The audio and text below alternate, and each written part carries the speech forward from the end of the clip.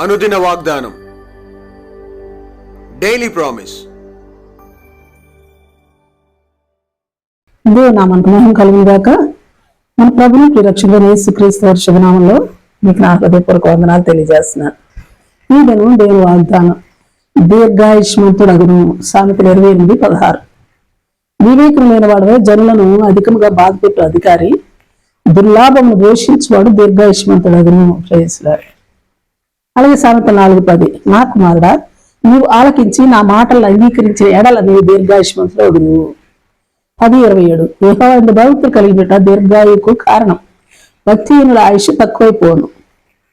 ద్వితీయోపదేశకాండం 25:15-16 వచనాలు. నీ దేవుడైన యెహోవా నీకు ఇచ్చుచున్న దేశంలో నీవు దీర్ఘాయుష్మంతుడగునట్లు తక్కువవి కాని న్యాయమైన తీరికరాలు నువ్వు ఉంచుకొనవలను. తక్కువ కాని న్యాయమైన తూము నీకు ఉండవలను. అలాగూ చేయని ప్రతివాడును, అనగా అన్యాయం చే ప్రతివాడును నీ దేవుడైన యెహోవాకు హేయుడు. 30:20. దేశంలో మీరు నివసించినట్లు యెహోవాయే నీ ప్రాణమునకును దీర్ఘాయుష్నకును మూలమై ఉన్నాడు. కాబట్టి నీవును నీ సంతానమును బ్రతుకుచు నీ ప్రాణమునకు మూలమైన నీ దేవుడైన యెహోవాను ప్రేమించి ఆయన వాక్యం విని ఆయన హత్తుకున్నట్లను జీవమును కోరుకునుడి. దీర్ఘాయుష్ అనేది మానవ జీవితానికి గొప్ప ఆశ, ఆకర్షణ కూడా. అవును గాని ఒక ప్రశ్న. ప్రసంగి 6:3.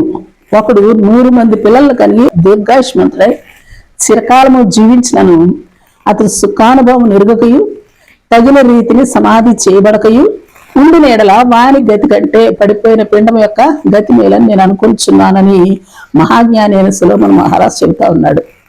అవును, మన కళ్ళ ముందున్న ఈ దినాల్లో దీర్ఘాయుష్ అనేది దీవెనగా కాక శాపంగానే కనిపిస్తూ ఉంటుంది.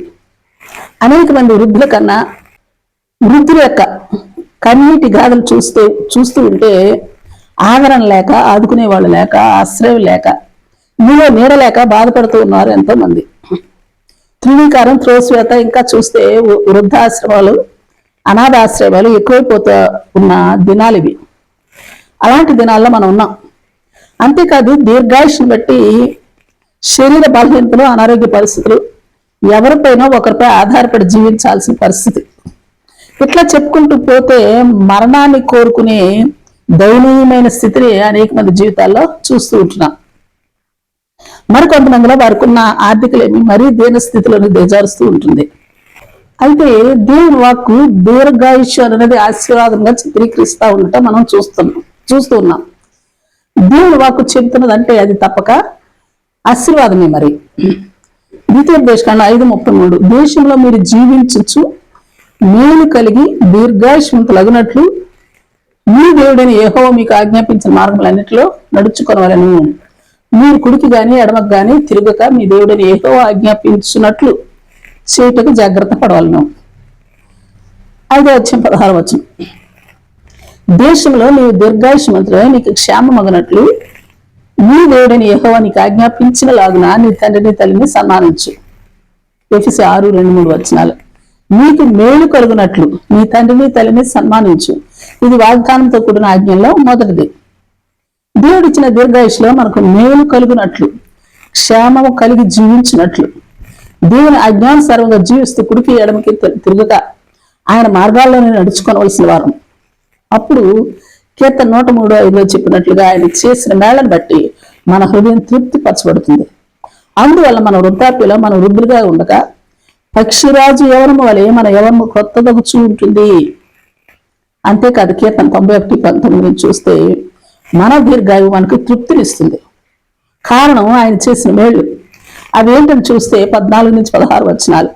మనల్ని తప్పించేవాడును, మనల్ని కనపరిచేవాడును, మనకు ఎప్పటికప్పుడు సమాధానం ఇచ్చేవాడును, మనకు తోడయుండేవాడును, మనల్ని గొప్ప చేయవాడును, మన సంపూర్ణ రక్షణ ఇచ్చి తృప్తిపరచేవాడును ఆయనే గనుక దీర్ఘాయువు ఏమాత్రము బాధించినది కాక సంతోషాన్ని, సంతృప్తిని, ఆశీర్వాదాన్ని, ఆనందాన్ని ఇచ్చినదిగా ఉంటుంది. Praise Lord. మరో ప్రాముఖ్యమైన విషయం ఏమంటే యెషయా 53:10. అట్టి వారికి దీర్ఘాయుష్ని బట్టి యెహోవా ఉద్దేశం సఫలమవుతుంది.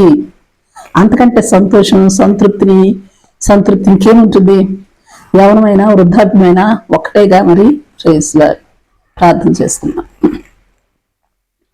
ప్రేమ నమ్మకం కలిగిన మా పరలోకపు తండ్రి, నీ పరిశుద్ధ నామానికి స్తుతులు, స్తోత్రాలు స్తోత్రాలు స్తోత్రాలు. దేవా, మానవ జీవితంలో వృద్ధాప్యం అన్నది శాపముగా కాక ఆశీర్వాదకరముగానే మేము స్వీకరించినట్లును, మీరు మాకు చేసే ఆ మేలును ఆ క్షేమాన్ని అనుభవించినట్లును, మాకు తోడై ఉండి మాకు సమాధానం ఇచ్చి మమ్మల్ని గొప్ప చేస్తూ ఘనపరుస్తూ మమ్మల్ని తప్పిస్తూ సంపూర్ణ రక్షణ ఇచ్చి ఆనందాన్ని, సంతోషాన్ని, సంతృప్తిని, ఆశీర్వాదాన్ని పొందుకున్నట్లు నీవు ఆజ్ఞాపించిన ఆజ్ఞలను, నీవు చూపించిన మార్గాలను అనుసరిస్తూ జీవించి మాకు మీరిచ్చిన దీర్ఘాయుష్ని బట్టి కృతజ్ఞతను స్తుతులు అర్పించు వారమైనట్లు మేము మా ఎల్లరము ఉండినట్లు, ఎల్లవేళలా ఉండినట్లు నీ కృపా భాగ్యం మాకు అనుగ్రహించమని ప్రార్థిస్తూ యేసు నామములో అడిగి వేడుకొచ్చున్నాం తండ్రి.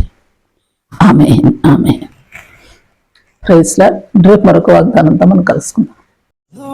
ప్రతిరోజు ఉదయం ఈ కార్యక్రమాన్ని వీక్షించగలరు. తిరిగి మళ్ళా రేపు ఉదయం కలుసుకుందాం. దేవుడు మిమ్మల్ని దీవించును గాక.